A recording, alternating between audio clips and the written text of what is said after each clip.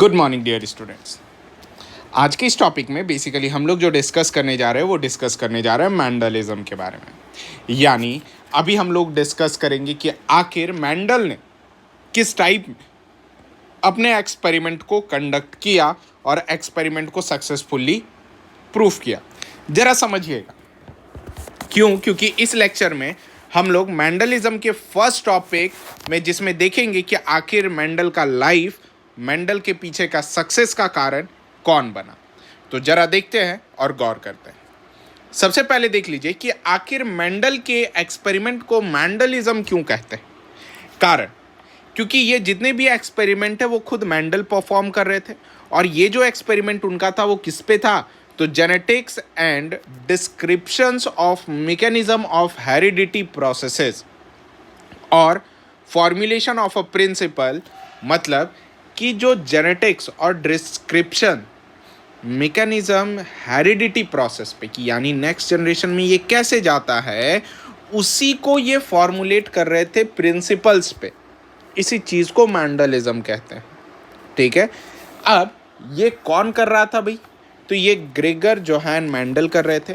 और ये एक्सपेरिमेंट कब, ये इनकी बेसिकली लाइफ साइकिल है, दैट इज़ 1822 से लेकर के 1884 तक तकरीबन 62 ईयर्स होते हैं इनके लाइफ के साइकिल।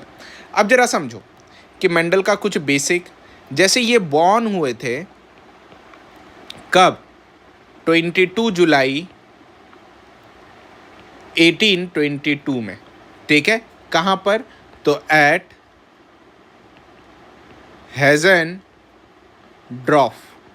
ठीक है, वो भी कहाँ पर था, तो इन ऑस्ट्रिया। ठीक है, ये ऑस्ट्रिया में था।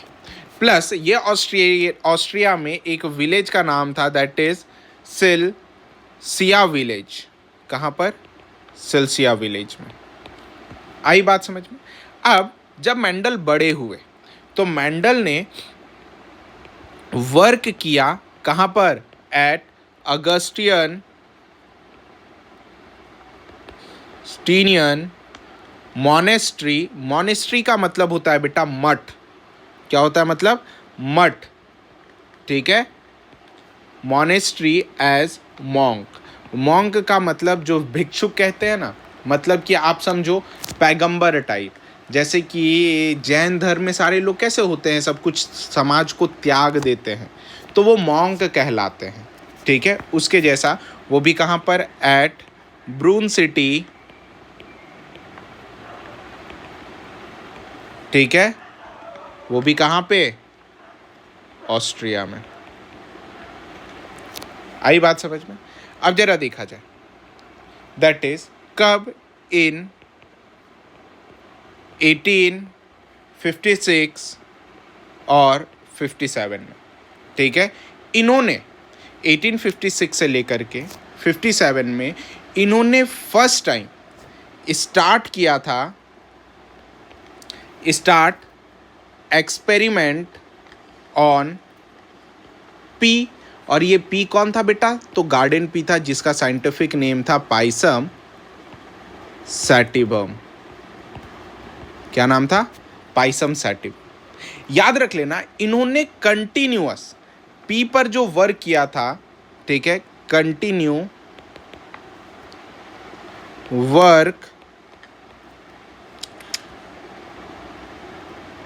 वर्क ऑन पी टिल 1863, यानी 1863 तक इन्होंने कंप्लीट किया। ये बेसिकली अपने एक्सपेरिमेंट से ये शो करना चाह रहे थे कि आखिर हेरिडिटी क्यों इंपॉर्टेंट था। जबकि याद रखना बेटा, एक साइंटिस्ट थे कॉल र्यूटर, इन्होंने ऑलरेडी टोबैको पर ये एक्सपेरिमेंट किया था, लेकिन वो अनसक्सेसफुल थे। क्या थे, अनसक्सेसफुल थे। और इसी से, कॉल र्यूटर से ही मैंडल बेसिकली क्या हुए थे, कह सकते इन्फ्लुएंस हुए थे, यानी प्रभावित हुए थे। और प्रभावित तो हो करके वो क्या चेक किए थे कि हाँ भाई इनका कार्ल र्यूटर ने टोबैको पे हेरिडिटी एक्सपेरिमेंट किया, अब जरा मैं गार्डन पी पर करूँ। क्योंकि देखो जो मैंडल थे वो एक्चुअल में मैथमेटिशियन थे, यानी वो मैथ्स पढ़े हुए थे। आई बात समझ में? जरा समझो कि इनका जो रिजल्ट, यानी मेंडल का जो रिजल्ट था, Mendel result of experiment published कहाँ पे हुआ था? तो पब्लिश्ड इन साइंस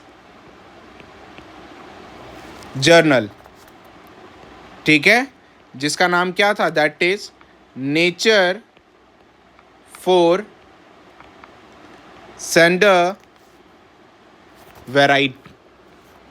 वैरायटी नहीं, वेरिंग। इस जर्नल पे उन्होंने फर्स्ट टाइम इसे पब्लिश किया, वो भी पब्लिश डेट कब?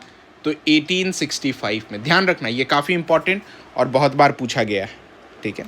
समझो मेंडल ने जो पी पे एक्सपेरिमेंट किया, इसका जो इन्होंने नाम रखा, ये नाम रखा that is experiment in plant hybridization. यानी प्लांट का जब हम लोग हाइब्रिडाइजेशन कहते हैं, क्या चीज? यानी जब दो कैरेक्टर को मिलाते हैं उसे हाइब्रिडाइज्ड कहते हैं। यही क्या हुआ था? पब्लिश हुआ था किसमें? पब्लिश इन जर्नल में। कोई दिक्कत बेटा? कहाँ पे पब्लिश हुआ था? तो जर्नल में पब्लिश हुआ था। समझो अब, क्योंकि देखो ये जो जर्नल था ये लोकल जर्नल था, तो क्या हो गया कि मेंडल कंप्लीटली फेमस नहीं हो पाए, क्योंकि ये जो दौरान था ना 1863, इस समय चार्ल्स डार्विन काफ़ी ज़्यादा फेमस थे थ्रू आउट द ग्लोब पे। अब क्या था कि थ्रू आउट द ग्लोब पर जब चार्ल्स डार्विन फेमस थे ना, तो इन्हें कोई रिकॉग्नाइज नहीं कर पा रहा था। समझो, क्योंकि डार्विन जो थे ओरिजिन ऑफ स्पीसीज, मतलब कि इंसान की उत्पत्ति कहाँ से हुई, प्राणियों की उत्पत्ति कहाँ से हुई, इसके बारे में बता रहे थे डार्विन। तो बताओ प्लांट के बारे में कौन इंटरेस्टिंगली पढ़ेगा? और क्या था कि चार्ल्स डार्विन उस समय पूरे वर्ल्ड वाइड फेमस थे, जबकि जो ये मेंडल थे वो एक छोटे जगह लोकल सिटीज़ में ही जानते थे, ठीक है। ये हम लोग सक्सेस और अनसक्सेसफुल स्टोरीज में ये सब पढ़ेंगे हम लोग मेंडल के बारे में, ठीक है। अब अल्टीमेटली क्या हो गया, इसके बाद 1884 में वो क्या हो गया? मेंडल डाई हो गए, ठीक है, due to kidney disorder. Kidney disorder के वजह से वो क्या हो गए? डेथ कर गए। क्लियर है ना? लेकिन उस समय भी इनको पूरा वर्ल्ड रिकॉग्नाइज नहीं किया, कारण कि भाई कोई एक मैथमेटिक्स का बंदा आखिर बायोलॉजी में क्या कर देगा। ये 2-3 पॉइंट थे। पहला, मैथमेटिशियन थे मेंडल, इस वजह से नहीं कर पाए। दूसरा, इनका एक्सपेरिमेंट का जो ये था वो लोकल जर्नल में छपा था, ठीक है। प्लस जो थर्ड सबसे इम्पॉर्टेंट पॉइंट था कि इन्होंने कभी जीन को एक्सप्लेन नहीं कर पाया। जीन के लिए इन्होंने एक चीज़ रख दिया जिसका नाम क्या रखा गया? मेंडल, ये फैक्टर इन्होंने कहते रखे। तो अगर देखा जाए तो पहला, अनसक्सेसफुल के लिए बस यही 3 चीज़ रेस्पॉन्सिबल है। पहला तो वो मैथ्स के स्टूडेंट थे, दूसरा इन्होंने जीन को एक्सप्लेन नहीं किया, और तीसरा कि इन्होंने जो भी अपना एक्सपेरिमेंट छपवाया था वो लोकल जर्नल में छपवाया था, जो फेमस नहीं कर पाया, एक छोटे से कोने में सिमट करके रह गए, ठीक है। लेकिन समझो, आफ्टर 16 ईयर्स के बाद, ठीक है, मतलब मेंडल के डेथ के बाद 16 ईयर्स आफ्टर मेंडल्स डेथ क्या हुआ कि मेंडल के पोस्ट्यूलेट्स क्या हो गए? रीडिस्कवर किए गए। क्या किए गए? रीडिस्कवर किए गए। आई बात समझ में? कोई दिक्कत? अब ये जो 3 साइंटिस्ट थे, कितने? तो दैट इज 3 साइंटिस्ट ने मिल करके इनके पॉस्टुलेट्स को रीडिस्कवर किया, जिसमें कि सबसे फर्स्ट थे जिसका नाम क्या था, कार्ल कॉरेंस नाम था। ठीक है, कार्ल कॉरेंस एक्चुअल में जर्मनी के रहने वाले थे, है ना। और इन्होंने एक्सपेरिमेंट किया था किस पे, ऑन मेज पे इन्होंने एक्सपेरिमेंट किया था। सेकंड थे जिसका नाम क्या था, ह्यूगो डिवराइज। ह्यूगो डिवराइज कहाँ के थे, तो हॉलैंड के थे।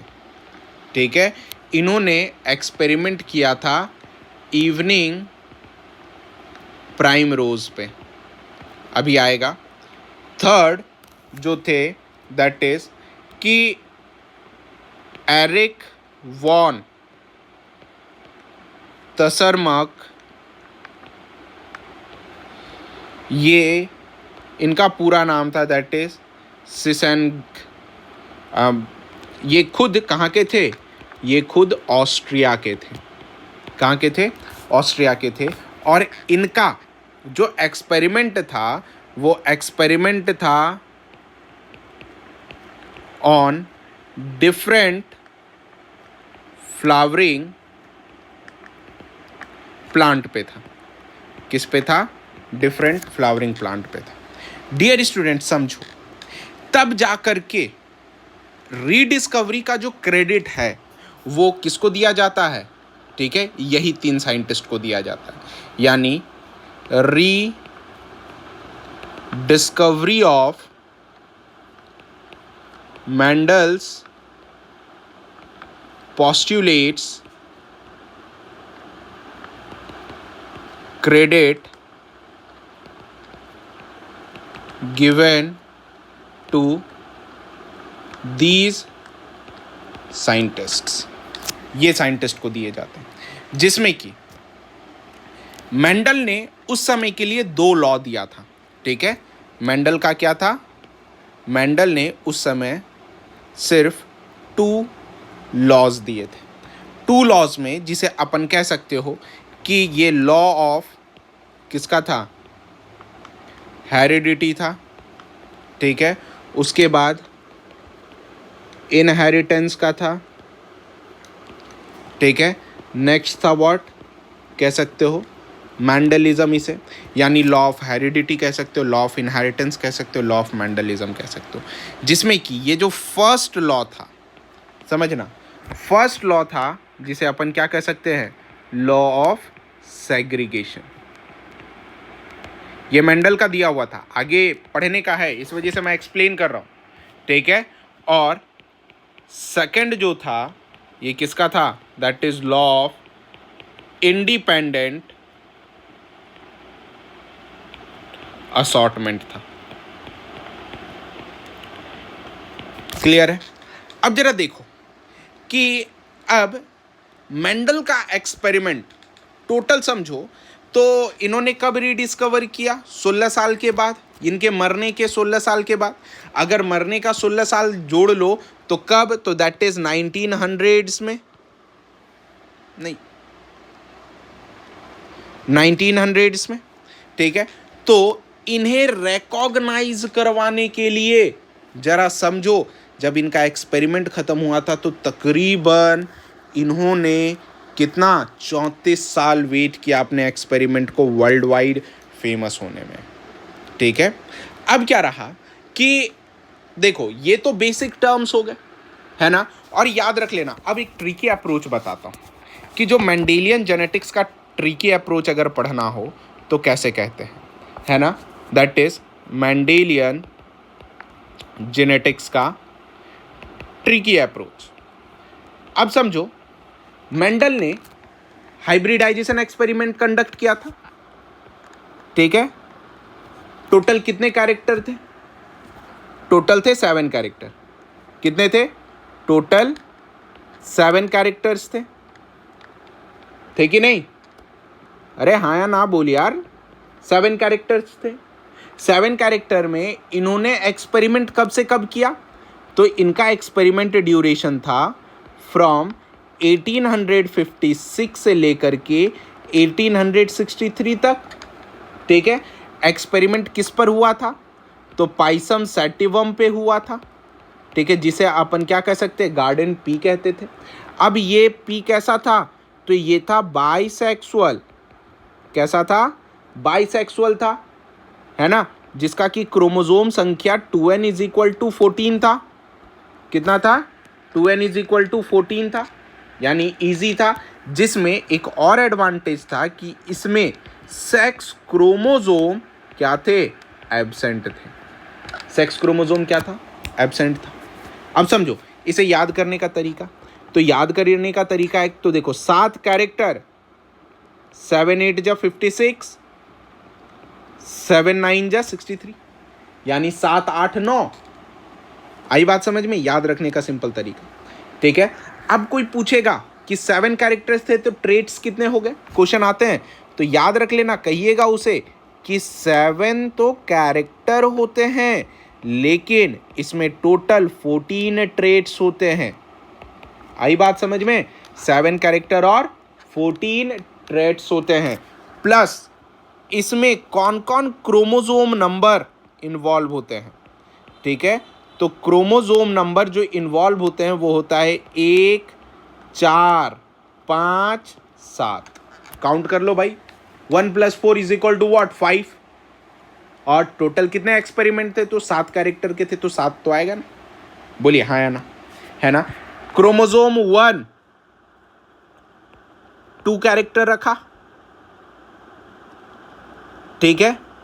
अब उसके जस्ट बगल में 4, तो 1 माइनस कर दो तो कितने कैरेक्टर हो गए, 3 कैरेक्टर हो गए, है ना। और क्रोमोसोम नंबर 5 कितना कैरेक्टर है, तो भाई इकलौता है ना, 1 1 कैरेक्टर कर लो, ठीक है।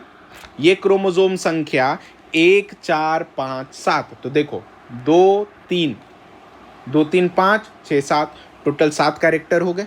और 7 कैरेक्टर में क्रोमोसोम नंबर कौन, क्रोमोसोम नंबर 1 4 5 और 7। देखो सिंपल है, ये न्यूमेरिक गेम है यहाँ पर, है ना, समझ में आया।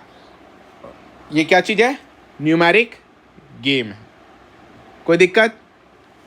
अब समझो, ये तो एडवांटेज हो गया कि न्यूमेरिक गेम अपन ने समझ लिया, है ना। अब कैरेक्टर्स जो है एनसीईआरटी में दिया हुआ है, हम लोग क्रोमोसोम नंबर के हिसाब से डिस्कस कर लेंगे। अब रीजन समझो, ठीक है, क्या चीज समझो, reason for Mendel success. Mendel के सक्सेस का रीजन क्या हो सकता है, रीजन की स्पेलिंग रॉन्ग है, ध्यान दे लीजिएगा, ठीक है। जरा सोचो, पहला सबसे बड़ा रीजन है मेंडल के सक्सेस होने का कि इन्होंने एक बार में ओनली 1 और 2 कैरेक्टर को ब्लेंड किया था एट अ टाइम। एक टाइम में सिर्फ 1 या 2 कैरेक्टर को ही ब्लेंड किया था, ठीक है। कारण मैंने अभी कॉल रियूटर का बताया ना, जो फर्स्ट टाइम एक्सपेरिमेंट किए थे टोबैको प्लांट पे, उन्होंने सारे कैरेक्टर को मिला करके कर दिया था, तो सक्सेसफुल नहीं हो पाया। लेकिन यहां पर एक और साइंटिस्ट का नाम लेने लूंगा मैं, जिसका नाम था जॉन गॉस और दूसरा नाइट, है ना। इन्होंने भी पी प्लांट पे किया था, लेकिन ये सक्सेसफुल नहीं हो पाए थे, क्योंकि इन्होंने मल्टीपल कैरेक्टर को एक बार में ले लिया। कैरेक्टर तो समझ में आ रहा है ना आपको, जो एनसीईआरटी में दिया हुआ था, कौन कौन character, flower colour, seed colour, ये stem height, pod shape, pod colour, flower position, seed form, यही था ना। देखो भाई, अब क्या है कि अब सेकंड जो इसका इंपॉर्टेंट सबसे ज़्यादा था कि मेंडल ने सिलेक्शन किया था मटेरियल का, कि सेकंड कह सकते हो सिलेक्शन ऑफ मटेरियल, जो मेंडल का काफ़ी अच्छा था, सिलेक्शन ऑफ मटेरियल, ठीक है। जिसमें सबसे फर्स्ट जो था कि पी प्लांट ही था।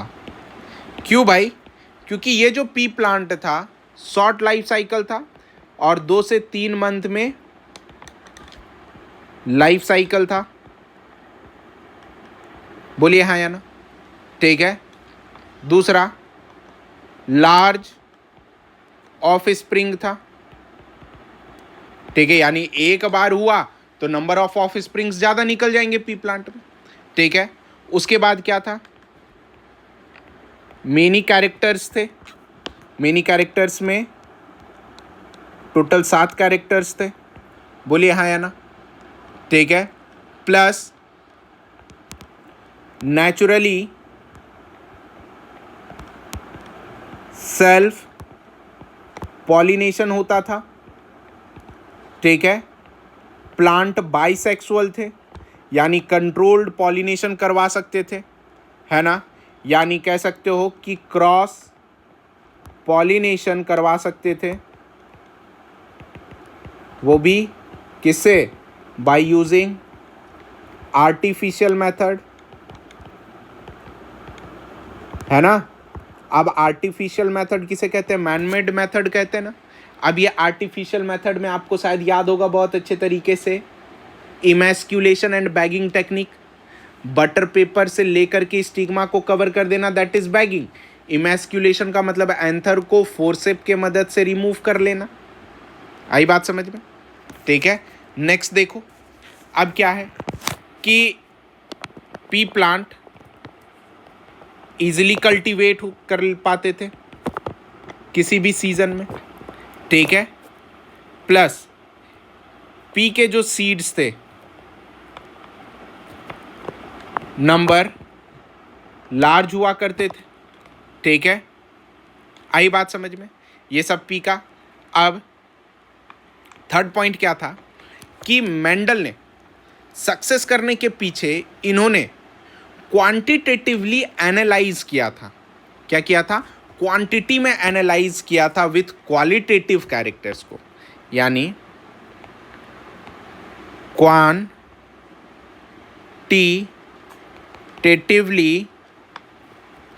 एनालाइज किया था किसे, the inheritance of qualitative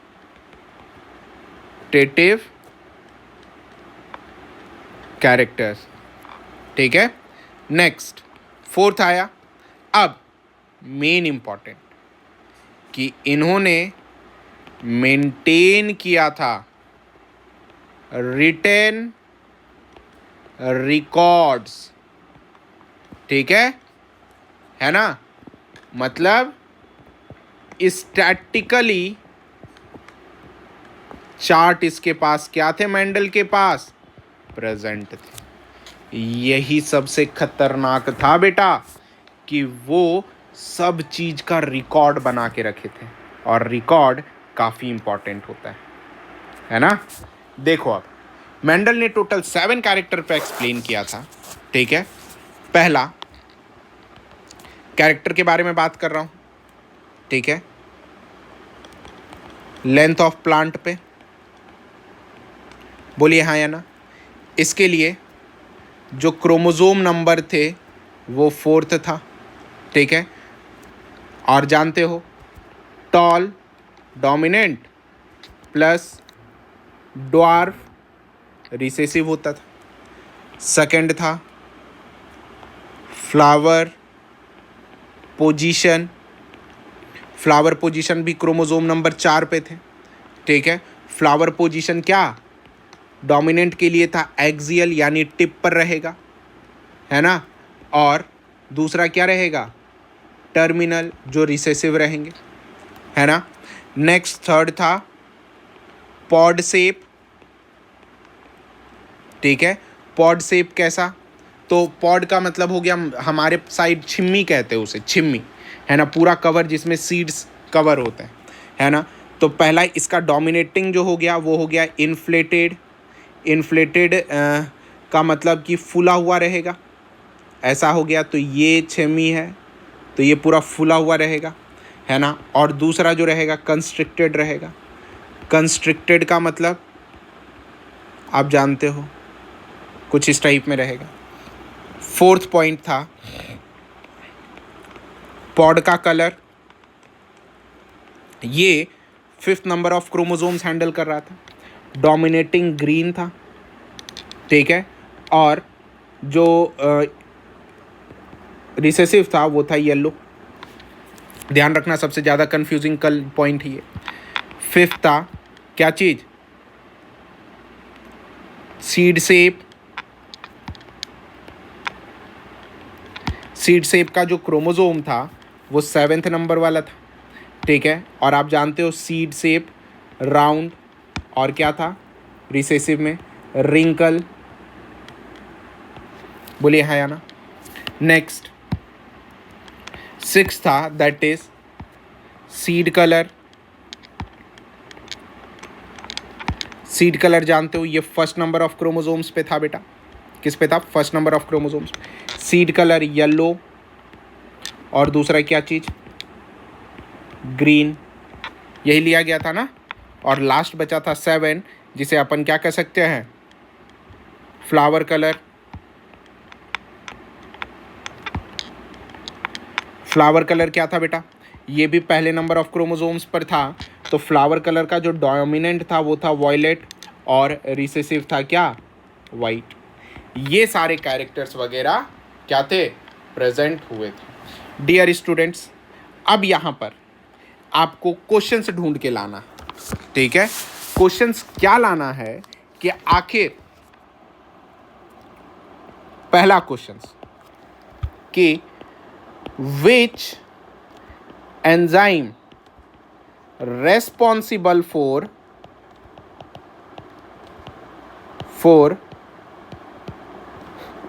domination, यानी डोमिनेंट होने के लिए कौन सा एंजाइम रेस्पॉन्सिबल होता है? क्वेश्चन नंबर 2, ठीक है। राइट करना है रीजन ऑफ मेंडल फेल्यूर, है ना। मतलब रीजन लिखना